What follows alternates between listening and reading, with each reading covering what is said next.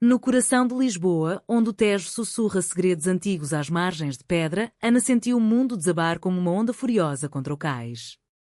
Era uma tarde de outono, com o ar carregado do cheiro a castanhas assadas e do eco distante de um fado melancólico que se escapava de uma janela aberta na Alfama. Ela parou abruptamente na esquina da Rua Augusta, o coração martelando como o sino da Sé de Lisboa ao meio-dia.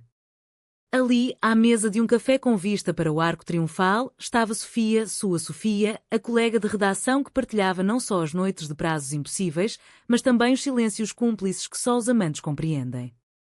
Sofia ria, inclinava-se para frente, e os seus dedos entrelaçavam-se com os de outra mulher. Uma estranha, de cabelos loiros curtos e olhos que brilhavam como o Atlântico ao amanhecer. O beijo que se seguiu foi breve, mas afiado como uma navalha, um roçar de lábios que cortou Ana como se fosse o fim de tudo. Traição, pensou ela, o estômago revirando-se. Como podia ser? Depois de todas as promessas sussurradas ao som das gaivotas no bairro Alto? Ana não se moveu.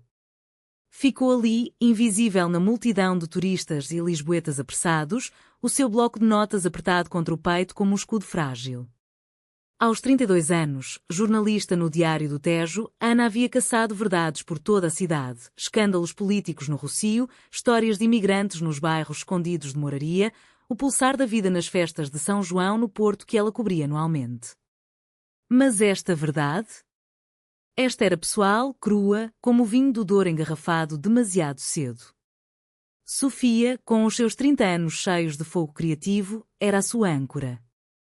Tinham-se conhecido há 2 anos numa conferência sobre jornalismo investigativo em Coimbra, onde o ar cheirava a sardinha grelhada e a tradições antigas. Uma troca de olhares durante um debate acalorado sobre liberdade de imprensa e pronto, conversas até ao amanhecer no Largo do Carmo, passeios de elétrico pelo Chiado, noites em que o fado de Amália Rodrigues as embalava como uma mãe protetora. Sofia era a fotógrafa da equipa, capturando não só imagens, mas almas, as rugas de um pescador no cais do Sodré, o brilho nos olhos de uma avó contando lendas de mouros em Sintra. Ana amava isso nela, a forma como Sofia via beleza onde os outros viam ruínas. Mas agora, aquela imagem. Ana virou-se e correu, os saltos batendo no calçamento irregular como um coração em pânico. Subiu as escadas íngremes da bica, ignorando o mirador que oferecia vistas eternas sobre os 7 colinas. O seu apartamento no Príncipe Real, com as paredes azulejadas e o jardim secreto onde plantavam alecrim para os jantares improvisados, parecia uma prisão quando lá chegou. Atirou o casaco no sofá de veludo gasto, herdado da avó minhota, e deixou-se cair no chão, as lágrimas misturando-se com o pó das ruas antigas. Porquê, Sofia? Porquê agora, quando eu estou a ponto de te pedir para vivermos juntas de vez? Murmurou para vazio, recordando a viagem planeada a Évora, onde pensavam visitar as capelas ósseas e jurar amor eterno sob as estrelas do Alentejo. A traição imaginada crescia como era venenosa, cenas de Sofia rindo com a loira em hotéis escondidos no Algarve, partilhando segredos que deviam ser só delas. Ana pegou no telemóvel, os dedos tremendo. Queria ligar, confrontar, mas o orgulho, esse orgulho teimoso, típico das mulheres portuguesas criadas com histórias de rainhas como de Leonor, travou-a. Em vez disso, abriu o portátil e começou a escrever um artigo furioso, anónimo, sobre corações partidos na era digital. Mas as palavras saíam tortas, como o Tejo em maré baixa. A noite caiu sobre Lisboa como um manto de veludo negro, pontilhado pelas luzes dos lampiões no terreiro do Paço. Ana não dormiu. Percorreu as ruas vazias, o casaco apertado contra o frio úmido que subia do rio. Passou pelo convento do Carmo, cujas ruínas góticas a lembravam de como o amor, tal como a história portuguesa, era feito de glórias e quedas. Sentou-se num banco, ouvindo o murmúrio de um casal idoso conversando em voz baixa, ele com um cachecol aos quadrados, ela com um jale bordado, evocando as mulheres das novelas de José Saramago. O amor é como o fado, dói, mas cura, disse o velho, e Ana sentiu um soluço subir. Voltou para casa ao raiar do dia, o céu tingido de rosa como as casas de Belém. Sofia tinha ligado 5 vezes, mensagens de onde estás? Preocupo-me. Ana ignorou-as todas. Na redação, naquela manhã chuvosa, o ar cheirava a café forte e a tinta fresca. O Diário do Tejo era um bastião no edifício neoclássico da Baixa, com janelas que emolduravam o caos elegante da cidade. Ana sentou-se à secretária, fingindo rever notas de uma reportagem sobre os protestos ambientais no Douro. Sofia entrou meia hora depois, o cabelo ainda molhado da chuva, a câmara ao ombro como uma companheira fiel. Os seus olhos castanhos procuraram Ana imediatamente, mas ela desviou o olhar, mergulhando em papéis falsos. Boa manhã, amor, sussurrou Sofia ao passar, depositando um beijo leve na testa de Ana. O toque era familiar, cheirava a lavanda do sabonete que compravam juntas no mercado de Lisboa Factory. Mas Ana enrijeceu, o corpo traindo-a com um tremor. Estou ocupada, respondeu secamente, sem erguer os olhos. Sofia parou, franzindo a testa. O que se passa? Pareces um fantasma da Inquisição. Ana mordeu o lábio, recordando as brincadeiras delas sobre a história sombria de Portugal, as navegações, os impérios, as sombras da ditadura que ainda ecoavam nas conversas dos avós. Mas agora só via sombras. O dia arrastou-se em reuniões tensas. O editor-chefe, um homem de bigode grisalho e sotaque alentejano, discutia a próxima edição sobre o centenário da República. Sofia propôs fotos das manifestações em Lisboa, capturando a fúria jovem contra a corrupção. Ana concordou com um aceno mecânico, mas por dentro, fervia. Durante o almoço no refeitório, uma sopa de couve galega fumegante e pão de milho, Sofia sentou-se ao lado dela, o joelho roçando de Ana debaixo da mesa, como sempre faziam. Conta-me o que te incomoda. Somos nós, não é? Ana engoliu em seco, o garfo paralisado a meio do prato. Vi-te ontem. No café. Com ela. As palavras saíram como veneno, baixas mas afiadas. Sofia pescou, confusa. Ela? Quem? Ana riu, amarga, o som ecoando como um fado desafinado. A loira. Os beijos. Não finjas, Sofia. Eu vi tudo. O refeitório pareceu silenciar até o tilintar dos talheres parou. Sofia empalideceu, os olhos arregalados como os de uma criança apanhada em mentiras. Ana, não é o que pensas. Eu juro pelo mar da Nazaré, pela Virgem de Fátima. Ela é? Mas Ana levantou-se abruptamente, a cadeira rangendo contra o chão de azulejos. Não quero ouvir. Acabou. Saiu a correr, o coração aos saltos, deixando para trás o cheiro reconfortante da cozinha portuguesa. As ruas da Baixa engoliram-na, o trânsito caótico, os elétricos amarelos tilintando, os vendedores de pastéis de nata chamando turistas. Ana vagueou até ao mirador da Senhora do Monte, onde o panorama de Lisboa se estendia como um tapete de telhados vermelhos e cúpulas douradas. Ali, sozinha com o vento que cheirava a sal e a saudade, deixou as lágrimas caírem livremente.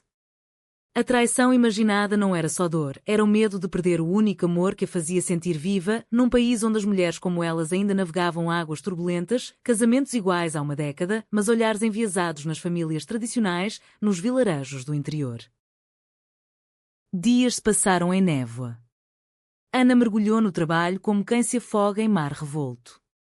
Cobriu uma história sobre as mulheres de pescadores em Setúbal, entrevistando viúvas que teciam redes ao som de ranchos folclóricos, as suas vozes roucas contando de amores perdidos no oceano. Cada palavra ecoava a sua própria perda. O mar leva, mas o coração guarda, disse uma delas, os olhos enrugados pelo sol alentejano. Sofia tentava aproximar-se, flores de jasmim deixadas na secretária, bilhetes com versos de Sofia de Melbreiner, o amor é um pássaro que voa abaixo. Mas Ana erguia muralhas, alta como as de Óbidos. Na redação, a tensão era palpável. O editor notou, atribuiu-lhes uma missão conjunta, investigar rumores de um escândalo na conservação do património em Sintra. Vão juntas.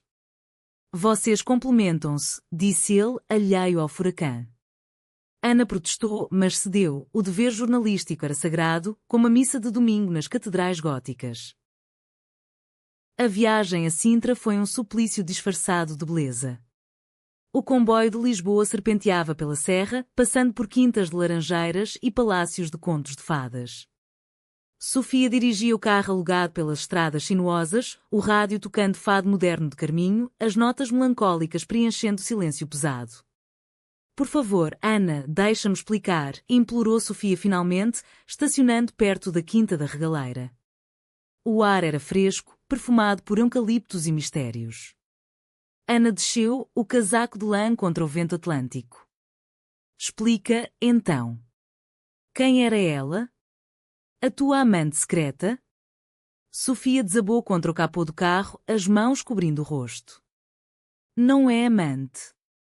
É a minha irmã, Ana. A mana que eu não via há anos. Veio de emigrar no Brasil, fugindo de um casamento forçado. Eu beijei-a no rosto, como família faz. Mas tu viste o pior. Ana congelou, o mundo rodopiando como as escadarias invertidas do poço iniciático ali perto. Irmã? A loira era a irmã perdida de Sofia, aquela que ela mencionava em noites de confidências, separada pela ditadura militar brasileira nos anos 70, reencontrada por acaso numa rede social. O choque veio como uma revelação, mas não dissipou a dor imediatamente. Por que não me disseste? Por que o segredo? Sofia aproximou-se, os olhos brilhando com lágrimas que refletiam as torres românticas de Sintra. Eu queria surpreender-te. Planeava-te levar a jantar conosco, contar tudo. Mas o medo. O medo de que o passado me engula, como engoliu a nossa família. O meu pai, pescador no Algarve, renegou-a por ser diferente. Como nós. As palavras pairaram no ar, pesadas como a neblina da serra. Ana estendeu a mão, hesitante, tocando o braço de Sofia. A pele era quente, familiar, evocando memórias de noites em que se enroscavam sob lençóis de linho, sussurrando sonhos de um futuro sem julgamentos. Talvez uma casa em Cascais, com vista para o mar, onde criaria uma família escolhida, rodeadas de amigos da comunidade queer lisboeta que se reuniam no Tramps para noites de cabaré. Mas o conflito não terminava ali. Na Quinta da Regaleira, enquanto investigavam rumores de corrupção na restauração dos jardins, construtores que vendiam pedras antigas ao mercado negro, Ana sentiu o peso da desconfiança residual. Uma chamada anónima as levou a um encontro noturno com um informador, um velho jardineiro com sotaque sintrense, que sussurrou sobre subornos em envelopes como os das festas de São Martinho. Sofia fotografava discretamente, o flash iluminando túneis subterrâneos cheios de simbolismo maçónico. Mas Ana, distraída pela revelação, errou um pormenor. O informador mencionou uma loira misteriosa envolvida no esquema. O pânico regressou. É ela? A tua irmã? Acusou Ana, a voz ecoando nas grutas úmidas. Sofia negou veementemente, mas a semente da dúvida plantada cresceu. De volta a Lisboa, Ana investigou sozinha, mergulhando em arquivos do jornal, contactando fontes no Brasil via e-mail. Descobriu que a irmã de Sofia, Maria, não era criminosa, longe disso. Era uma ativista pelos direitos LGBTQ+, no Rio, fugida de ameaças homofóbicas, buscando asilo em Portugal, terra dos seus antepassados. O segredo de amor não era traição, mas um ato de amor fraterno. Sofia planeava ajudá-la a recomeçar, talvez abrindo uma galeria de fotografia em Lisboa, expondo histórias de mulheres como elas, imigrantes, amantes, sobreviventes. O CA Trau irrompeu numa noite de tempestade, quando o Tejo rugia como um leão ferido. Ana confrontou Sofia no apartamento, chovendo papéis impressos com as descobertas. Tu mentiste. Não era só um reencontro. Ela está metida em problemas, e tu queres salvá-la às minhas custas. Gritou, a voz quebrando como vidro. Sofia, encharcada da chuva, caiu de joelhos no chão de madeira rangente. Não, Ana. Eu amo-te. Amo-te como o fado ama a saudade, com toda a dor e toda a luz. Maria é parte de mim, mas tu és o meu todo. Eu escondi porque temia perder-te, num país onde o amor ainda é julgado, onde as famílias se param em nome da tradição. As palavras de Sofia abriram as comportas. Ana recordou a sua própria história, a mãe viúva em Braga que rezava rosários pela pecadora filha, mas que, no fundo, enviava pacotes de bolos de Santiago em segredo. O abraço veio como uma redenção, corpos colados, lágrimas misturando-se, o cheiro de terra molhada e perfume de gardénia preenchendo o ar. Perdoa-me, sussurrou Ana, beijando a testa de Sofia. Eu imaginei o pior porque o medo é o nosso oceano mais profundo. Nos dias seguintes, a cura veio em camadas, como as cebolas nas sopas de pedra alentejanas. Juntas, ajudaram Maria a instalar-se num quarto alugado no bairro Alto, decorado com azulejos de cenas pastoris.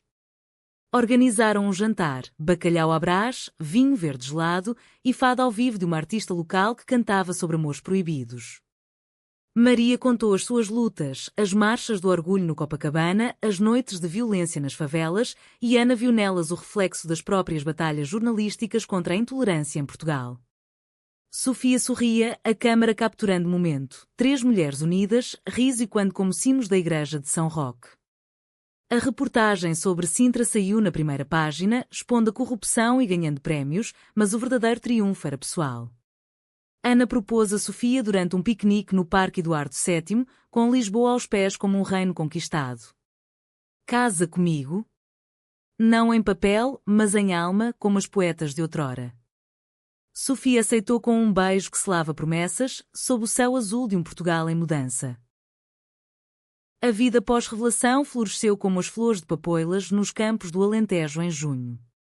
Ana e Sofia mergulharam num ritmo novo, entrelaçando o trabalho com o amor de forma mais profunda. A redação do Diário do Tejo tornou-se um santuário. Ana escrevia colunas sobre empoderamento feminino, inspirada nas histórias de Maria, que agora colaborava como voluntária numa associação de apoio a refugiados que era em Lisboa. Sofia expandia sua fotografia para projetos pessoais, uma série chamada Amores Escondidos, retratando casais lésbicos em cenários icónicos, um beijo discreto no Mosteiro dos Jerónimos, mãos dadas no Castelo de São Jorge. Ana admirava como Sofia capturava a luz portuguesa, aquela luz dourada que pintava tudo de esperança, mesmo nas sombras da história.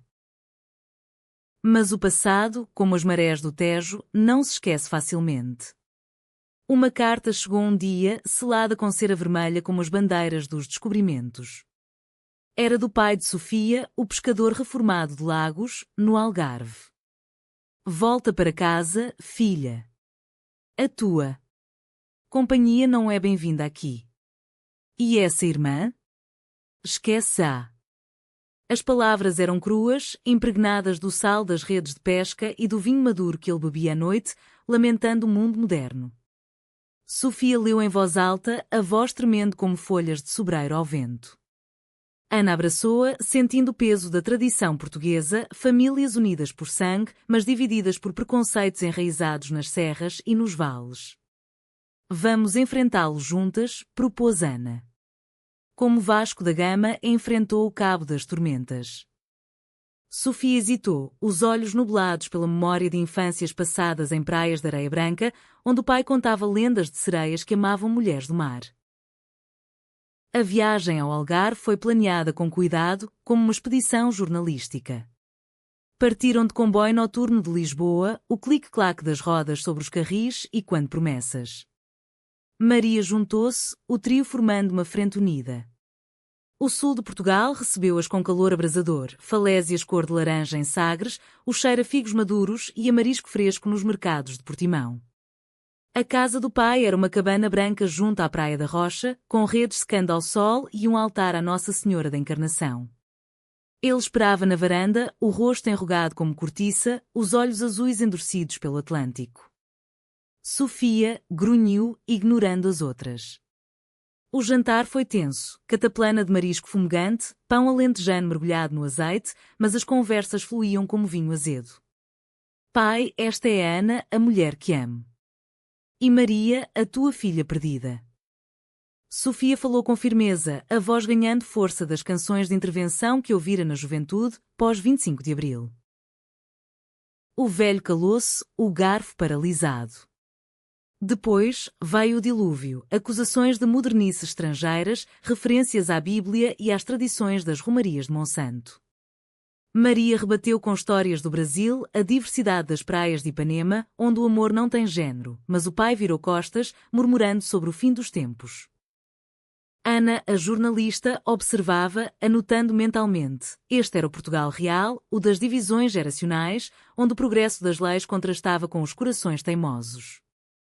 Naquela noite, na praia deserta, sob um céu cravejado de estrelas como as vistas por navegadores antigos, Sofia chorou nos braços de Ana. Ele nunca mudará.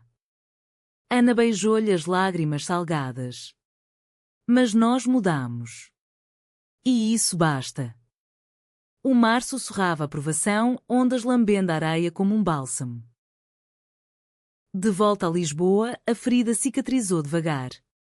Ana escreveu um artigo sensível sobre famílias divididas pela orientação sexual, citando estatísticas do ILGA Portugal e vozes anónimas de vilarejos transmontanos. Ganhou eco nas redes, inspirando debates em cafés do Chiado. Sofia, por sua vez, organizou uma exposição na Lisboa Factory, fotos de pais e filhas reconciliadas, intercaladas com imagens de casais como elas, caminhando de mãos dadas no Pride de Lisboa.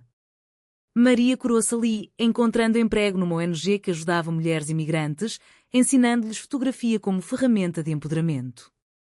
As três tornaram-se inseparáveis, um trio de forças femininas num país que, aos poucos, abria os braços.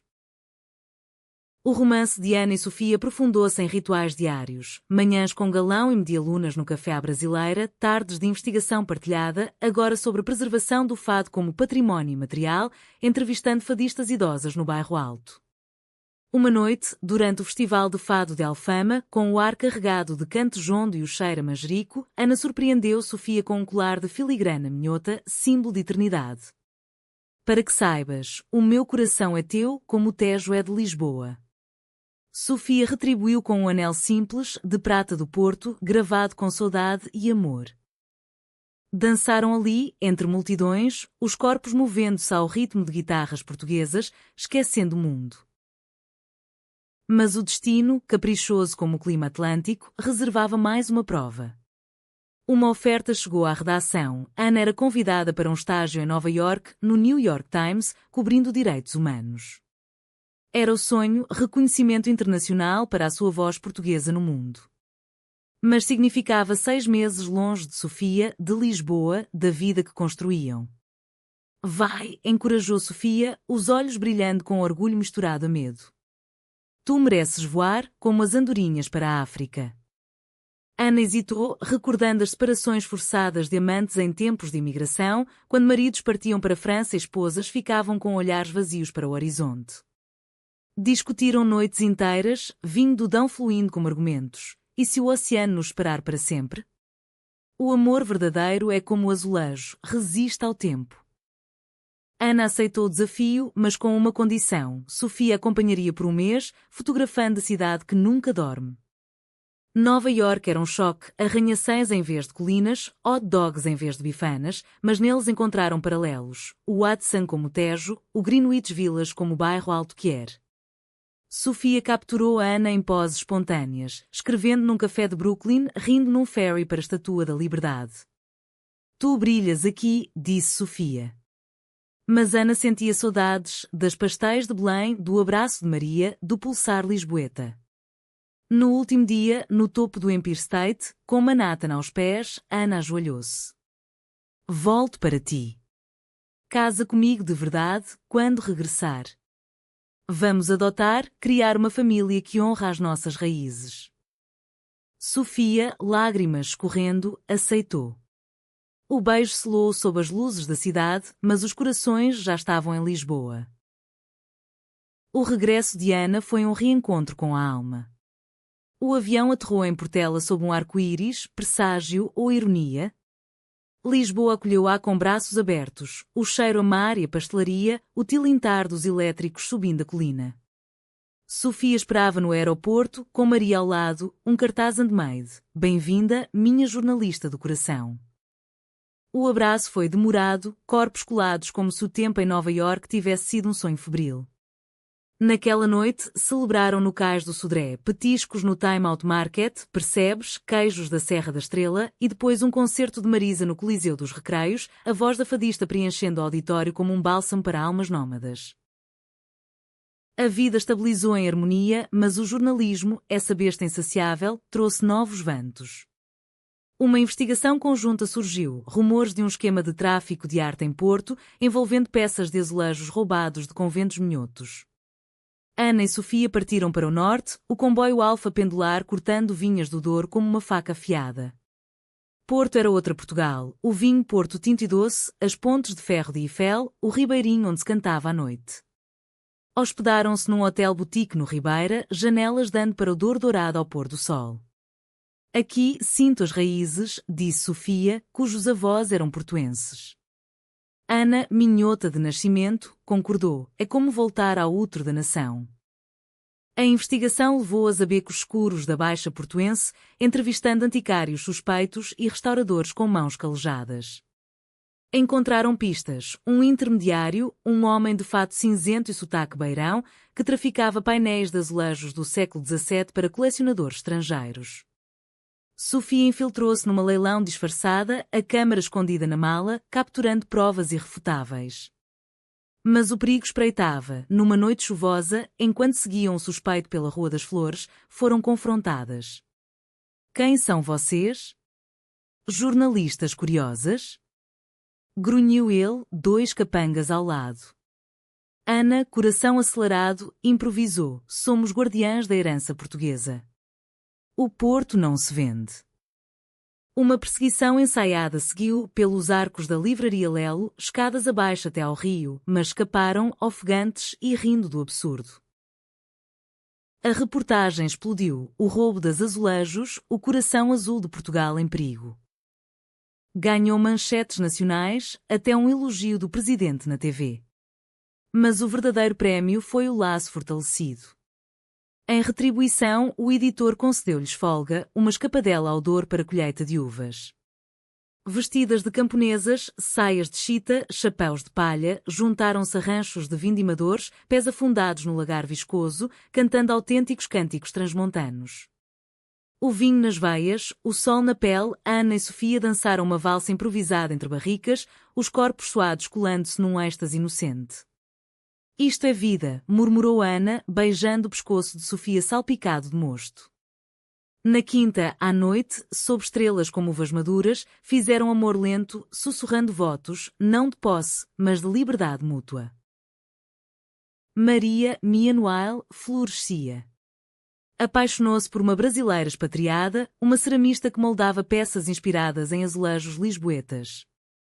O namoro era doce, cheio de samba misturada com fado, e as quatro saíam para jantares no Príncipe Real, salada de polvo, alheiras grelhadas, conversas sobre o futuro. Ana planeava a adoção, contactou agências, sonhando com uma criança que crescesse bilingue entre o português e o inglês de Nova Iorque. Ela terá histórias de duas terras, dizia Sofia, traçando círculos na barriga de Ana como se já sentisse vida ali. Contudo, sombras familiares regressaram. A mãe de Ana, de Braga, anunciou uma visita. Quero conhecer essa. Sofia melhor, escreveu, o tom educado mas tenso.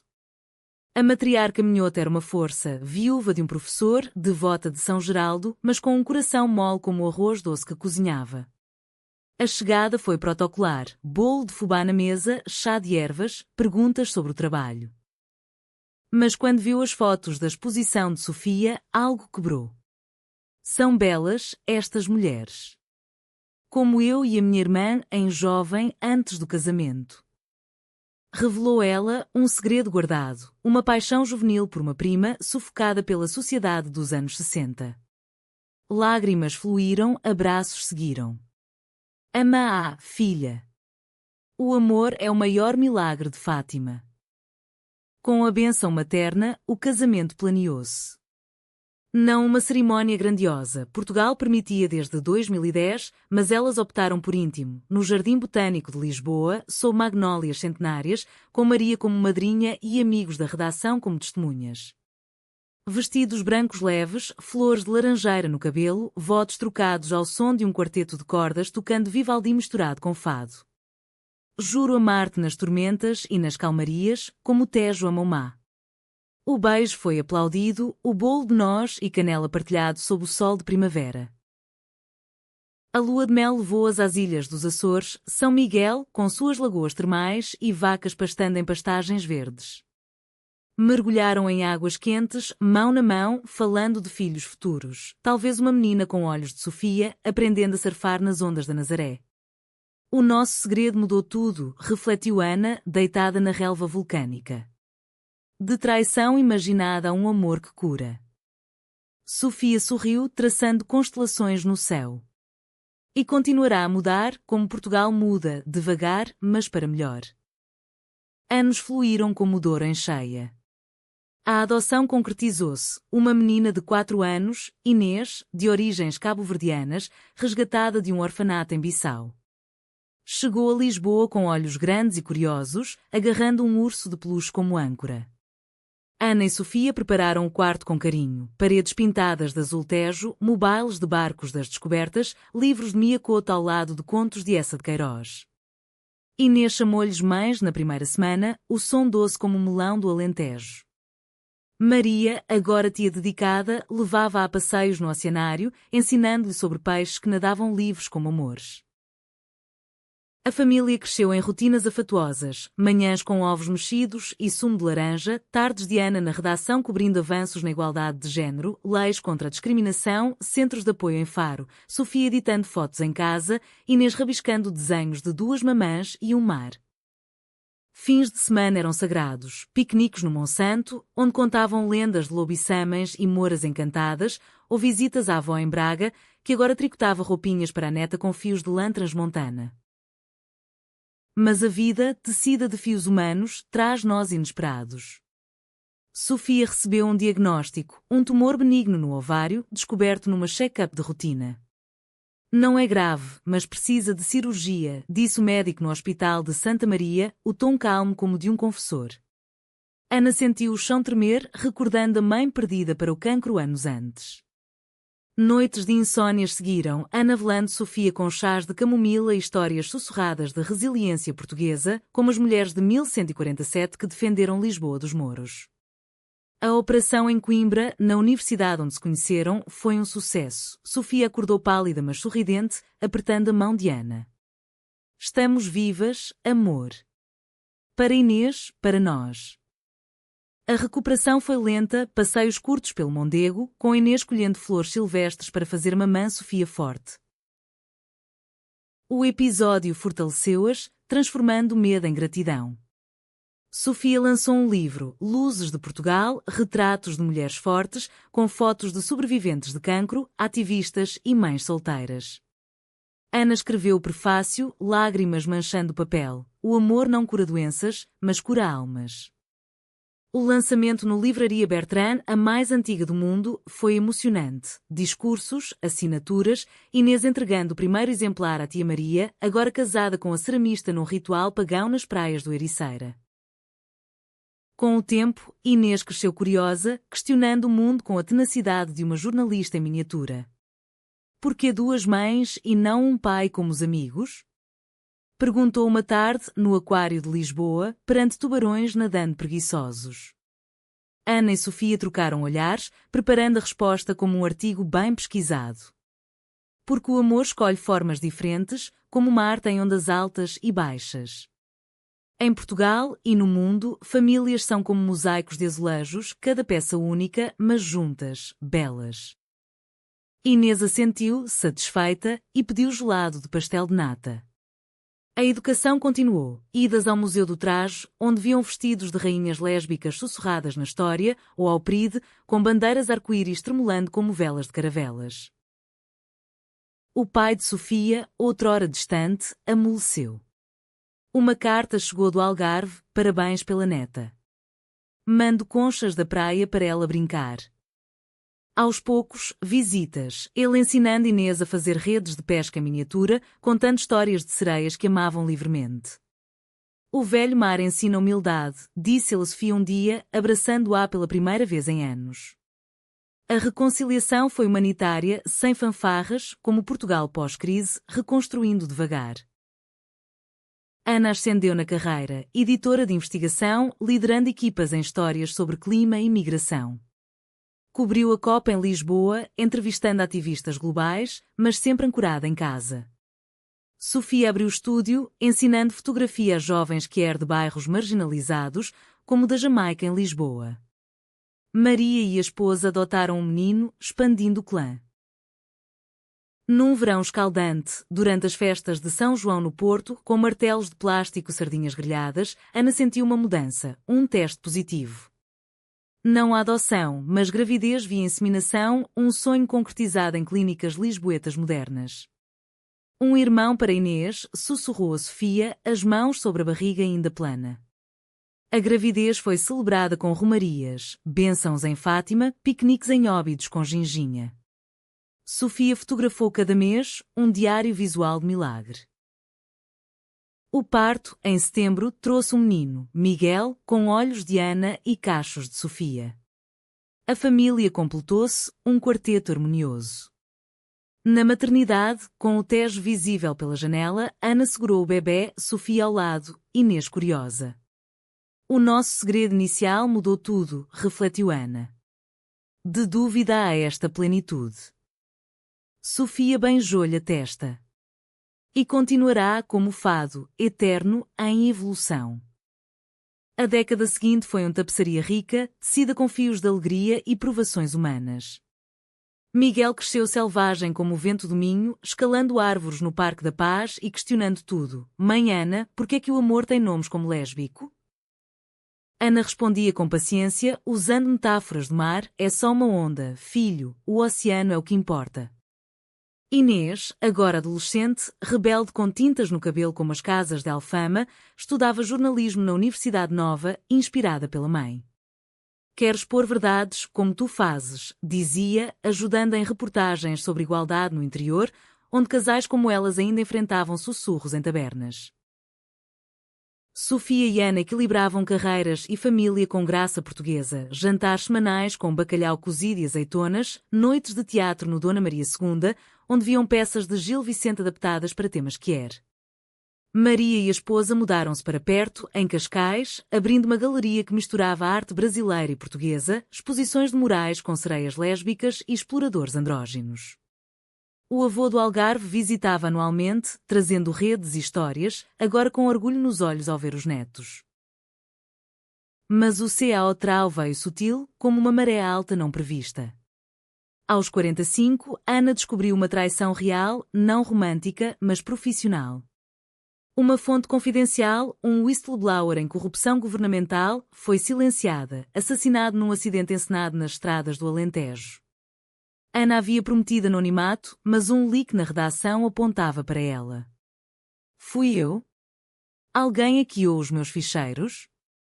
Acusou-se, noites em claro, o peso como chumbo de Minas de São Domingos.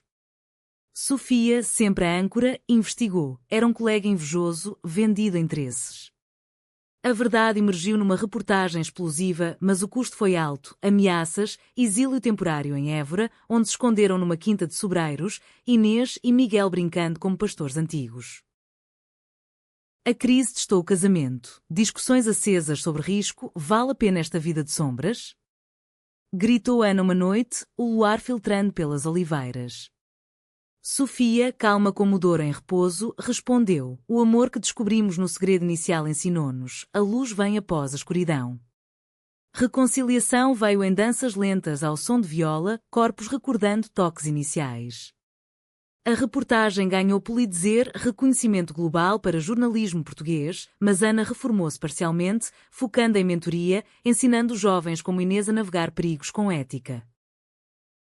Sofia enfrentou o seu. Uma exposição em Berlim expôs fotos sensíveis de mulheres portuguesas, levando a backlash conservador, petições online chamando-a propagandista decadente. Voltamos ao tempo de Salazar? Zombou ela, mas doía. Ana defendeu-a publicamente, um artigo virulento no Público. A arte não tem correntes. O apoio veio em ondas, artistas de todo mundo, a comunidade quer marchando em solidariedade. Berlim tornou-se triunfo, com Sofia palestrando sobre visibilidade lésbica na Europa do Sul. Os filhos amadureceram. Inês, aos 20, namorou uma ativista espanhola, trazendo flamenco para casa, duetos com fado que faziam rir a família. Miguel, surfista como o avô, questionava a identidade. Sou como vocês? Descobriu atração por rapazes e as mães guiaram-no com histórias próprias, enfatizando: o coração escolhe, a família apoia. Festas de anos tornaram-se rituais: São João com fogueiras no jardim, Natal com rabanadas e missa na Sé, Páscoa com folar minhoto. O pai de Sofia faleceu pacificamente, aos 82, na cama com vista para o mar. No funeral em Lagos, sob ciprestes e o canto de gaivotas, ele deixou uma carta: perdoem o velho teimoso. O amor de vocês é o que eu devia ter tido coragem. Lágrimas e risos misturaram-se, a família unida em luto celebratório, sardinha grelhada na praia, toasts com moscatel. Ana e Sofia, agora na meia-idade, refletiam em viagens, um cruzeiro pelo Tejo, parando em conventos onde freiras outrora amavam em segredo. O nosso segredo mudou perspectivas, disse Ana, mão na de Sofia. De traição ao legado. Sofia sorriu, e o legado continua nos filhos, na arte, no amor que inspiramos. Na maturidade, a vida suavizou como vinho envelhecido em caves do Porto. Ana publicou Memórias, Segredos do Tejo, uma vida de amores e verdades, um best-seller que viajou de Lisboa a Luanda, inspirando mulheres a saírem das sombras. Sofia curou o livro com fotos pessoais, o beijo no café da traição imaginada, agora legendado o início da verdade. Inês, graduada, juntou-se à redação, cobrindo clima queer e impactos ambientais em comunidades LGBTQ+. Miguel estudou Biologia Marinha na Universidade do Algarve, mergulhando recifes para proteger tartarugas, e quando o pai avô. Maria e a esposa adotaram outro filho, um mosaico familiar expandido. Reuniões eram epopeias, churrascos no Douro com leitão assado, debates sobre política, o Portugal de agora, com parlamentos rosa e leis trans progressistas. Mas humanamente, falavam de perdas. A mãe de Ana partiu, deixando receitas e rosários. Amigos sucumbiram a doenças, lembrando fragilidade. Um conflito final testou. Inês, apaixonada, enfrentou rejeição familiar da namorada. Eles dizem que sou fase, chorou ela. Ana e Sofia reviveram dores antigas, aconselhando paciência. O tempo amadurece corações, como uvas o vinho. Ajudaram-na a confrontar, resultando em aceitação relutante, um passo para gerações futuras. O clímax veio num acidente. Sofia escorregou numa escadaria molhada em Sintra, fraturando o pulso. Imobilizada, questionou: e se eu não puder mais fotografar? Ana cuidou-a com sopas e massagens, recordando a cirurgia anos antes. O teu olho vê além da lente. Sofia recuperou, lançando série-mãos que criam fotos com a mão boa de artesãs portuguesas. Kátia, celebrando 30 anos de amor, renovaram votos em Fátima, ironicamente, num santuário de milagres, jurando eternidade perante a Capela das Aparições. Amigos, família, filhos testemunharam, do segredo à luz plena. O banquete seguiu em Tomar, com doçaria conventual e danças folclóricas. O legado perdurou, netos chegaram, filhas de Inês, neto de Miguel, correndo por jardins lisboetas, aprendendo histórias de avós que amavam como o mar ama a lua. Ana e Sofia, grisalhas mas vibrantes, sentavam-se no miradouro, mãos entrelaçadas. Imaginaste traição, mas encontramos um amor que muda mundos, disse Sofia. Ana sorriu, e o mundo mudou conosco.